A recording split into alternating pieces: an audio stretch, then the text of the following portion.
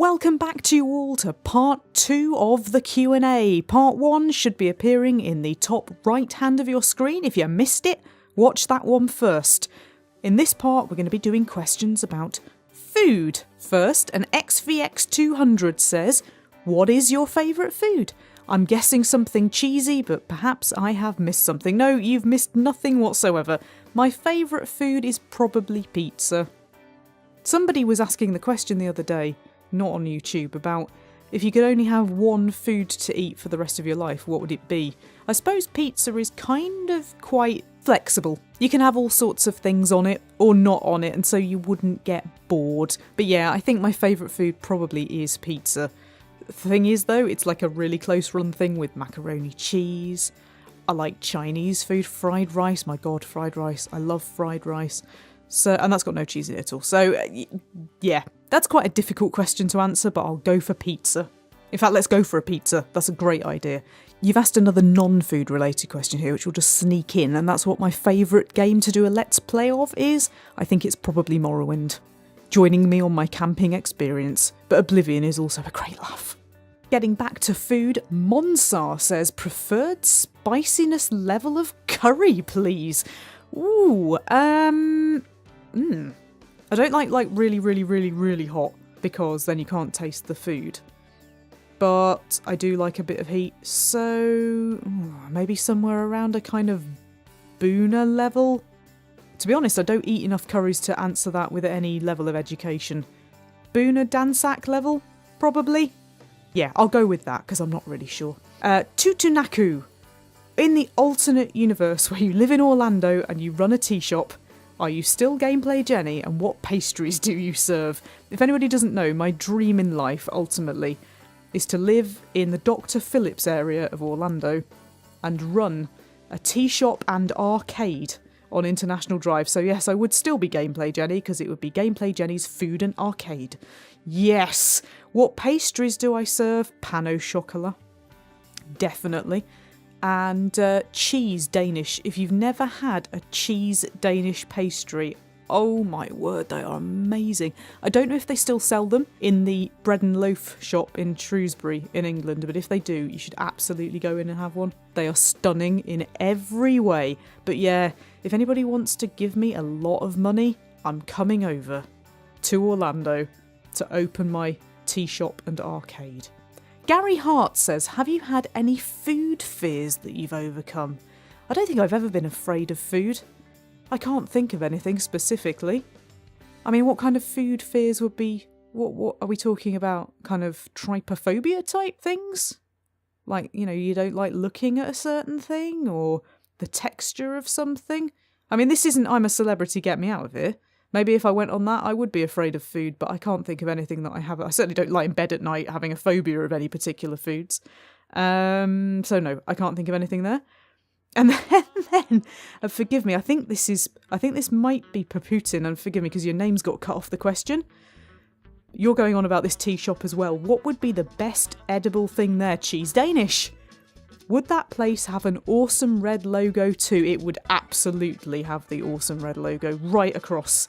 And you've asked a couple of other questions here about where have I travelled to, where would I love to travel? You also ask why I'm so awesome, but we'll leave that one.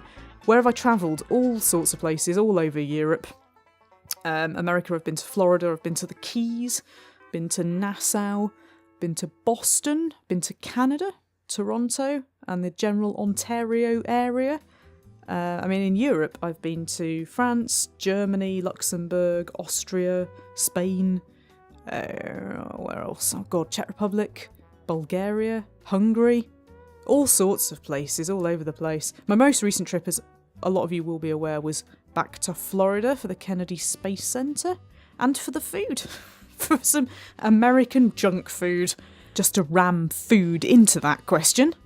There were surprisingly few food questions, so let's move on to a slightly more serious section. Some of this I will have already answered in part 1, but YouTube-related questions. Timo Warner and Alex have asked kind of the same question, which is, who did I like on YouTube before I started myself, and who motivated you to create your YouTube channel? And are there any channels that inspired you? Yeah, Toby Turner was the inspiration for me starting my channel. I was off sick from work, again after having had some surgery, and there were some computer games I really wanted to play that I couldn't because my computer wasn't good enough. And I discovered Let's Play videos. I discovered that people walked through games and I could play along with them vicariously, and he was just particularly hilarious. It was Fallout New Vegas, funnily enough. I really enjoyed his Fallout New Vegas series, which came to an abrupt end when his laptop crashed. And he lost the save. I know that feeling, mate. Oh goodness, I can sympathise with that. But I was halfway through watching some other people's stuff, I can't even remember who now, and I thought, I could have a go at this. I didn't think it would ever be successful, I just wanted to see if I could do it. So I actually bought myself a new computer, and I branded myself. Not literally, that would have been painful. And I started up this channel, and weirdly, people started subscribing straight away. I have no idea whether that was because of the game that I was playing, because I started with Oblivion, or whether I just hit a sweet spot where people had nothing else to watch. I don't know. But all the subscribers came piling in, people started suggesting other channels that I might be like or be connected to, like Steve Benway. And the rest is history. I got up to 2,000 subscribers quite quickly, and then I got up to 3,000 subscribers even quicker, and it's all been downhill from then on. No, I've now got a record number of subscribers, but nobody's watching the videos anymore because YouTube is ridiculous in so many ways. But back then I had a really nice community build up, and people used to talk to each other in the comments, and they used to contact me with all sorts of weirdness. They used to send me pictures, and they used to question me on Twitter and all sorts. I've lost that community thing. I have lost the community thing, but yeah, it was because of Toby Turner that I started, and I mean, he ended up at like 7 million subscribers, but nobody watches his videos anymore either. I think YouTube has got a problem with certain channels, and I don't really understand why it's got a problem with mine. I'm not aware that I've ever had any controversy, but I don't know. Maybe I have and I just didn't recognise it. Walden Newman says, does it cost a lot to make videos? You can just point your phone at stuff and record, but for a decent video, how much did you spend and how much would you spend? Well, I mean, for me, it's more the cost of the game and the cost of the electricity. But also I've had kit to buy, like the microphone that you are now hearing me through is a proper professional studio mic, which I didn't have when I started. So to begin with, it cost me pretty much nothing, because I already had the microphone that I bought for about £5 from somewhere, and I literally just pressed play and started recording, and it was all done through free software. But as things have got a little bit more involved, I mean, I now have all sorts of stuff. I've got the studio mic, I've got acoustic tiling, I've got phantom power and interface and all that kind of thing, and that all does cost money, so it is hundreds of pounds. But the actual making of the video, really it is again just the cost of the game and the electricity, and I suppose whatever you would value my time at. In terms of what I would pay, God knows. I mean, I don't normally spend loads of money on games. Maybe to do a good food video or something. I suppose obviously I'd just be paying for the food, wouldn't I? My camera cost about £160, I think, and I couldn't decide whether to just go with that or whether to buy like a real proper professional camera, but eventually I just went with the point and shoot option because it does record in 1080 and the sound's pretty good. I'm pretty safe with the audio on that. So yeah, for me, for my own channel, not very much, but I imagine that for a channel with millions of subscribers where it is all professional and you've got to have proper lighting and proper camera equipment and audio equipment and all of that sort of stuff, probably quite a lot. Obviously, I'd love to have an unlimited budget, I just don't have that. So what would I pay? God knows, hundreds, thousands? I don't know. I really genuinely don't. Let's see where that goes, eh? Let's see where that goes. If it really starts to take off, then we might be having that conversation again at some point. He says, keep up the good work. Thank you very much for your question. Matthios says, how would you like to be remembered? What has been your favourite video or series to record, and if you could collaborate with another YouTuber, who would it be? Well, I think I've already answered the favourite video thing.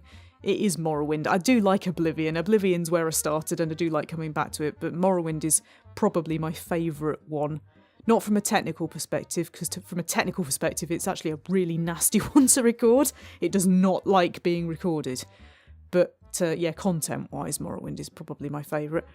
If I could collaborate with anybody, obviously it would be somebody really, really famous. I don't know, LGR? John Wolfe? Steve Benway? Gopher? Ashens? These are all people who are kind of in my worlds. I suppose it would probably be quite cool to collaborate with Toby Turner, because he's completely insane. But it would be quite enjoyable, I think. Yeah, I have no particular thoughts on that. But one of the people who originally inspired me and originally promoted me, that would be very cool indeed, because we've never done that.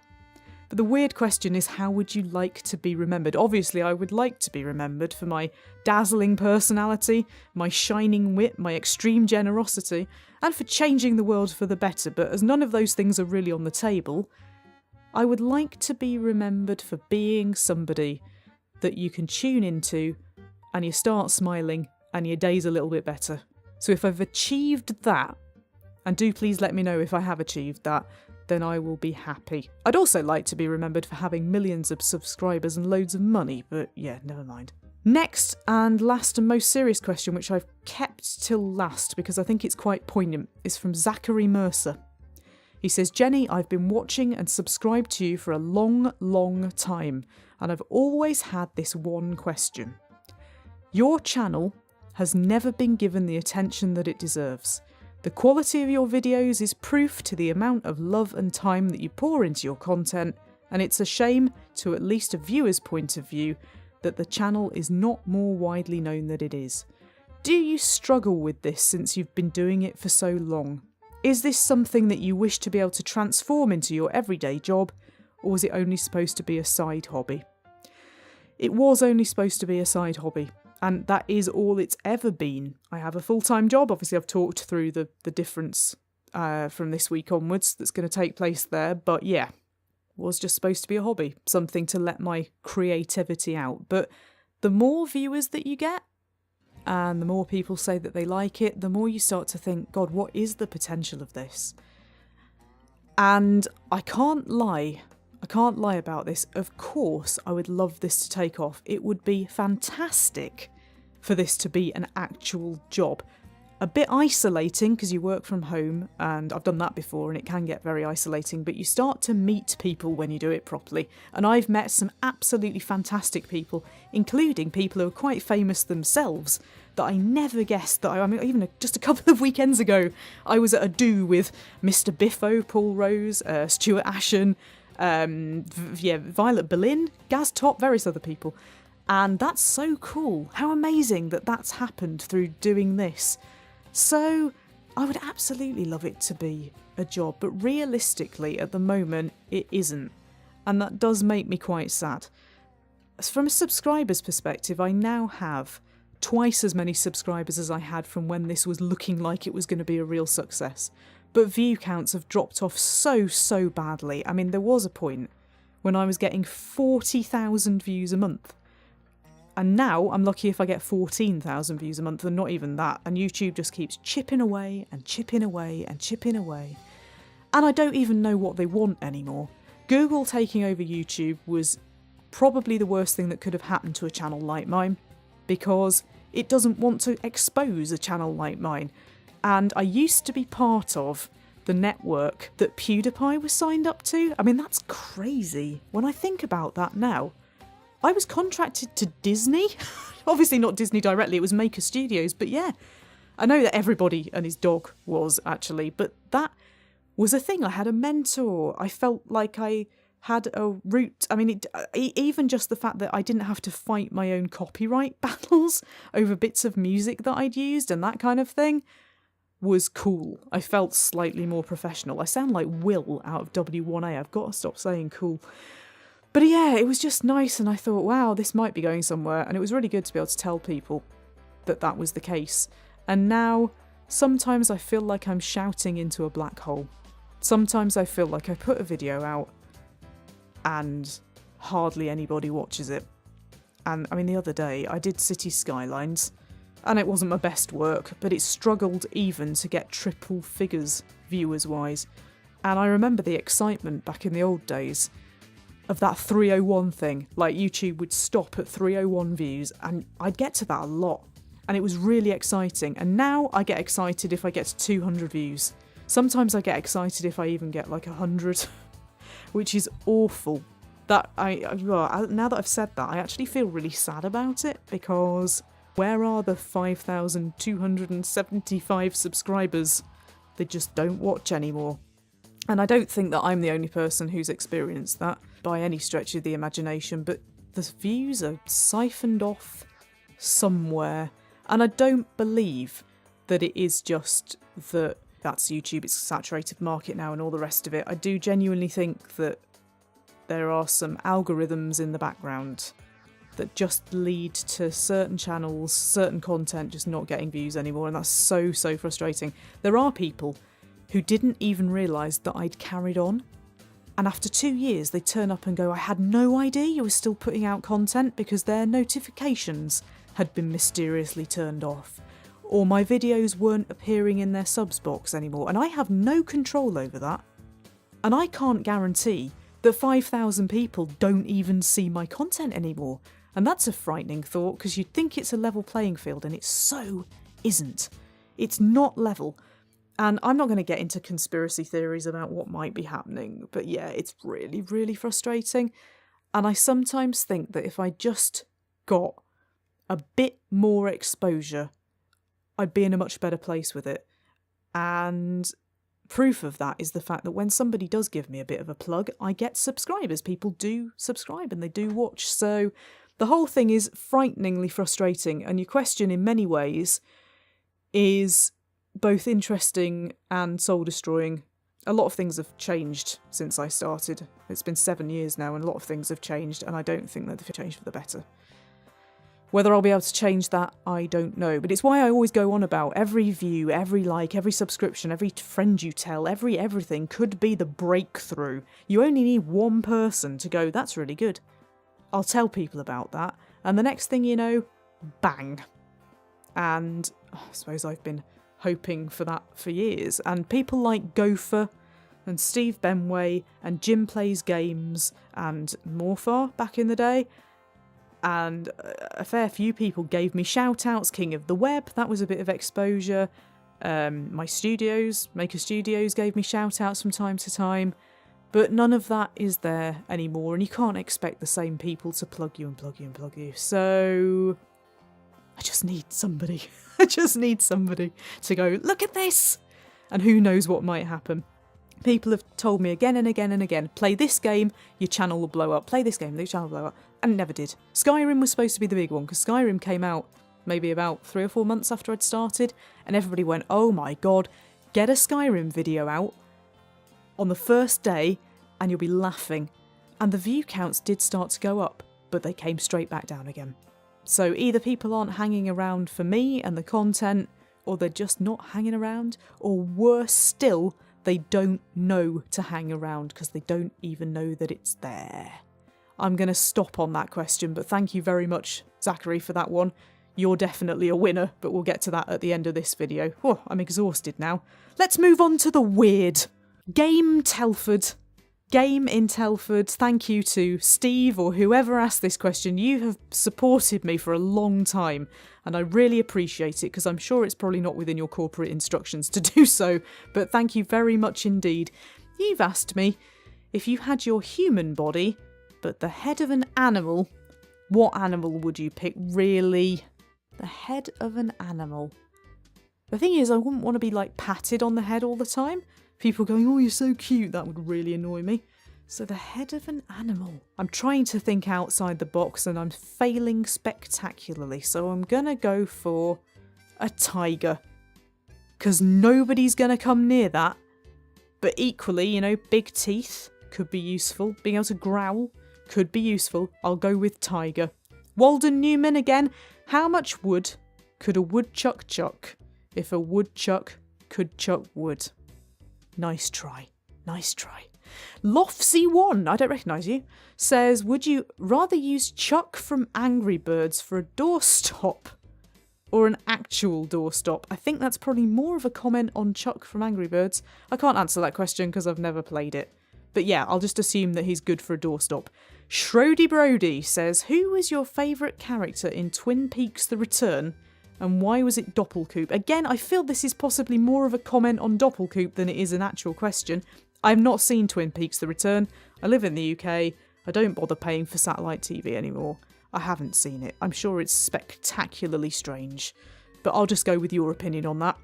And last but not least, Johnny Popstar says, what is your favourite kind of door? My favourite kind of door is the kind of door that I can actually find and not massively embarrass myself. That's my favourite kind of door. So, you're a strange lot, but thank you very much indeed for all of your questions. I'm sorry if I've got a bit deep in this part, but, you know, I hope you understand why, and I hope that it's been interesting for you to know what my opinion on all of this is. What some of you are hanging on for now is, who are the winners? So, let me just run through my list. Zachary Mercer, you are absolutely a winner. At least in my eyes. Everybody else has now had to listen to me banging on for about 15 minutes about YouTube and lamenting about not having enough views, but that was a really, really good question and very poignant. So thank you to you. Please get in touch and we will work out what your prize is, depending on what country you live in. Then I'm going to also give a prize to MKD Fan 1990 for his question about who I would most like to sing a duet with, because that acknowledges the fact that I do actually sing. And last but not least, I'm going to do a double one here actually. The Hidden Stone and Stuv Scott for your questions about being transported into the Elder Scrolls universe. I'm going to give you a prize each as well. So if all of you can please get in contact with me in some way, over Twitter, over YouTube, I should warn you, I don't see YouTube messages that often because YouTube doesn't give me notifications anymore. It's ridiculous. I'll stop slagging off YouTube. But if you want to get in touch with me and tell me another way, then we will work something out. Thank you to everybody who submitted a question. There will be lots of opportunities to win other prizes. As you're aware, on streams, if I get 50 viewers at a time, I always open the mystery prize bag. And now that I'm affiliated on Twitch, that might be happening a little bit more often. Let's see, That's an interesting little route, but hopefully you've enjoyed hearing me rambling. If you missed part 1, do please click on the link in the top right-hand corner to watch that, because that's quite interesting as well. And I will catch you in the next gaming video or at the next live stream. I really hope to see you all there with a +1. Thanks, everybody. Gameplay Jam.